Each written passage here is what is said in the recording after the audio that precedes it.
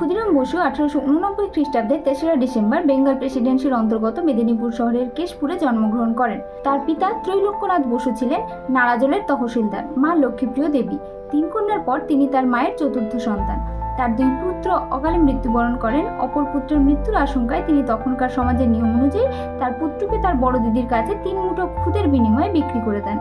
খুদের বিনিময়ে কেনা হয়েছিল বলে শিশুটির নাম পরবর্তীকালে ক্ষুদিরাম রাখা হয়। 1902 এবং 1903 খ্রিস্টাব্দে শ্রী অরবিন্দ এবং ভগিনী নিবেদিতার বক্তব্য শুনে অনুপ্রাণিত হয়ে মাত্র 15 বছর বয়সে অনুশীলন সমিতির একজন স্বেচ্ছাসেবী হয়ে ওঠেন। 30 এপ্রিল 1908 খ্রিস্টাব্দে মুজফ্ফরপুর, বিহারে রাত 8:30টায় ইউরোপিয়ান ক্লাবের সামনে বোমা ছুড়ে 3 জনকে হত্যার দায়ে অভিযুক্ত ক্ষুদিরামের বিচার শুরু হয় 21 মে 1908 তারিখে, যা আলিপুর বোমা মামলা নামে পরিচিত হয়। বিচারক ছিলেন মিস্টার কর্ণডক এবং নাথুনী প্রসাদ ও জানকী প্রসাদ। রায় শোনার পরে ক্ষুদিরামের মুখে হাসি দেখা যায়। 11 আগস্ট 1908 মাত্র 18 বছর বয়সে তার ফাঁসি